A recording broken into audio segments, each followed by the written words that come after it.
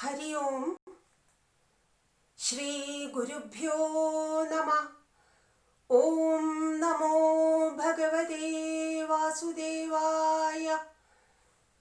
Om Purnamada Purnamidam Purnat Purnamudachyate Purnasya Purnamadaya Purnamevavashishyate.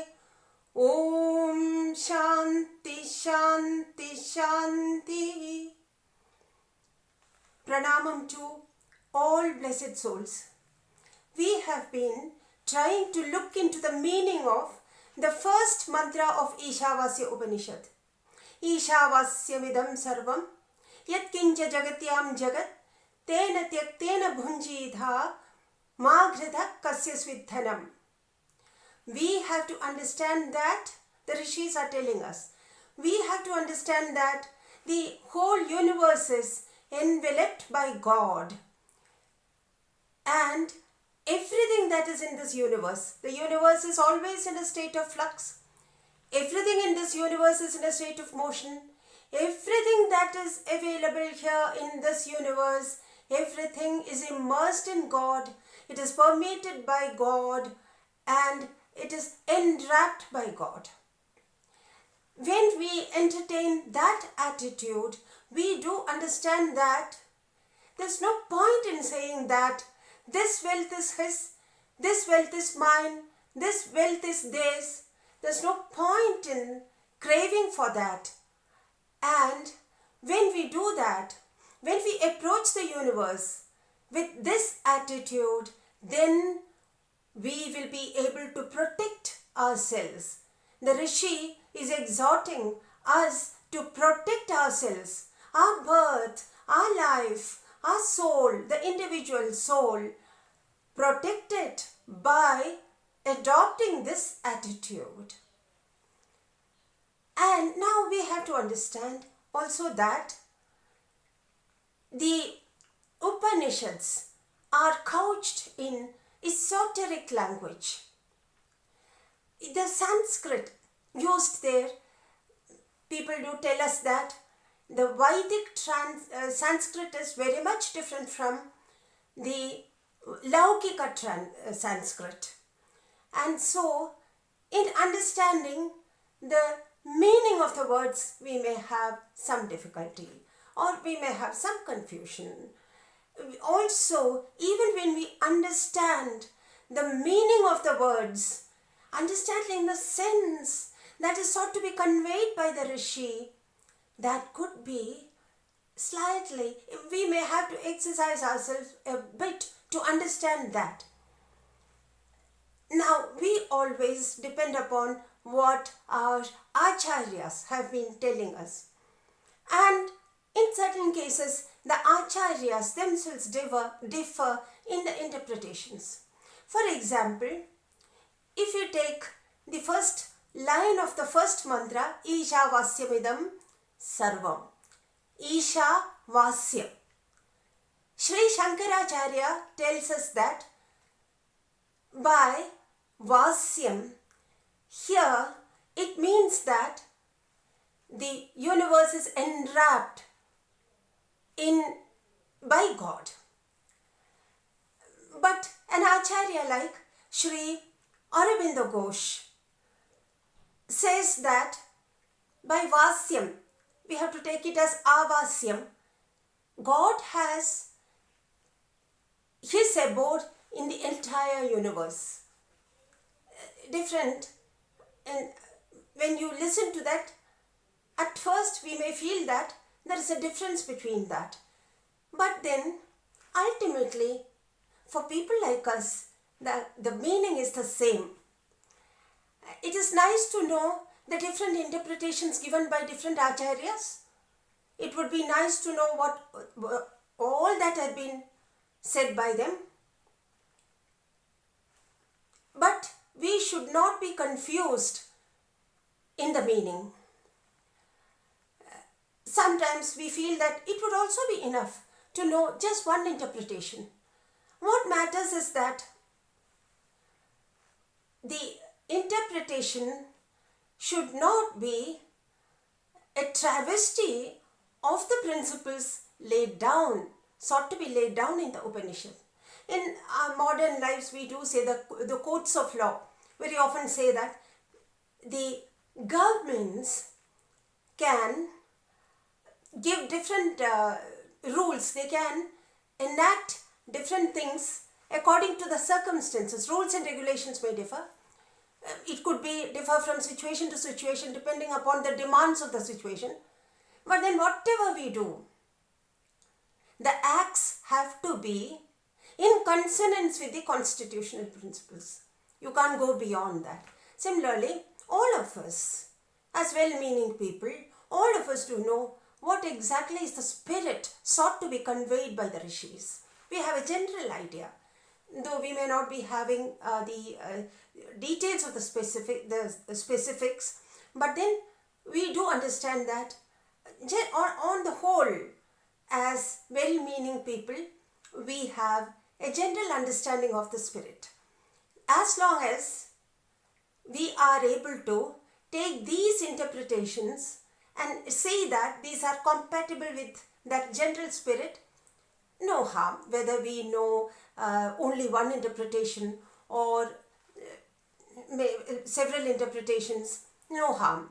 And no special benefit also. It is nice.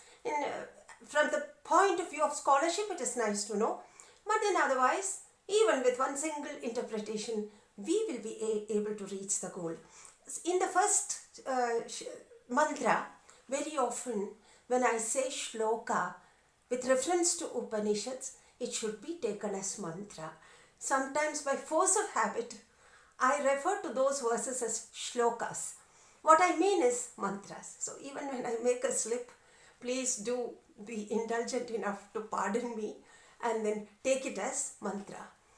In the first mantra itself, when we say Tena Tyaktena Bhunjidha, by renunciation, Bhunjidha, Palayedha, protect yourself. That is the meaning given by Sri Shankaracharya. Several acharyas have a different interpretation. By Bhunjidha, they say enjoy. We have to protect ourselves by an attitude of renunciation, or with an attitude of renunciation, we may enjoy what is available before us. We may enjoy the world and its glories. Some acharyas say, by enjoyment here, what is meant is, Tena Tyaktena Bhunjidha. Understand this universe with this sense of renunciation. Interact with it with this sense of renunciation. Thus, there could be slight differences in the interpretations, but then that doesn't stop us from reaching the ultimate destination. The first mantra was meant for people who are knowers or who have stepped into the path of knowledge, who are pursuing the path of knowledge. But not all people will be able to do that. So, we have to take the second mantra as having been prescribed for people who are in the path of action. Let us see that mantra.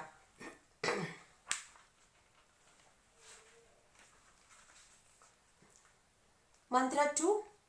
Kurvanneveha karmani jijivishechadam sama evam tvai nanyadhetosti na karma lipyate nare. Kurvan eva iha karmani. In this world, doing the items of work that we have to do, doing the various items of actions, indulging in actions, karmani, actions, doing those, kurvan eva, doing those very actions. Let us in this world remain That means you don't have to quit the path of action. If by temperament we have to be in the path of action, let us be there. Let us be there only. And not as though you have to do your work quickly and quit. No. Desire to be living for 100 years. Let us live a long life, doing karma, doing action itself, desiring for jijivishe chadam sama shatam, 100 years. Desire for 100 years and be here. Evam tvai nanyadhedosti. Apart from this, there is no other way by which we can ensure that we are not tainted by action.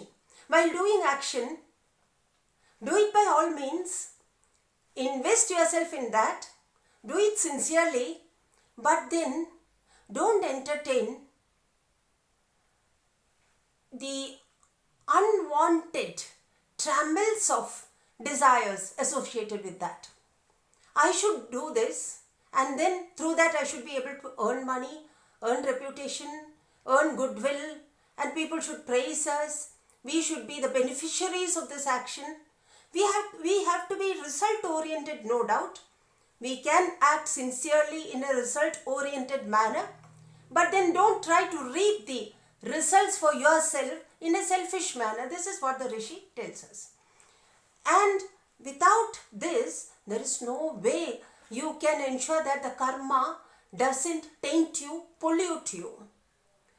We have to renounce. In the first mantra, the renunciation has been stressed. We have to renounce the craving for the results of the action and yearn for it all for yourself. If we do that, we are bound and we are tainted. So, no harm in being in the path of action, but ensure that you do not allow yourself to be bound by karma. When you do that, it is just like being in the path of knowledge, because doing action, slowly, gradually, we will rid our minds of all bad things, vices, sins. The mind will become pure, and in the mind that is pure, the jnana will be reflected fully, like the sky is reflected in a pond that is calm and where the waters are clean and clear. So the second mantra is for those people who are desirous of doing work because their temperament nature forces them to do work. It is not as though they don't have a way, they have a way. But ensure that the karma doesn't bind you. You do not entertain the results for the karma, and thus don't bind yourself. Pranamam to all blessed souls. Hari Om.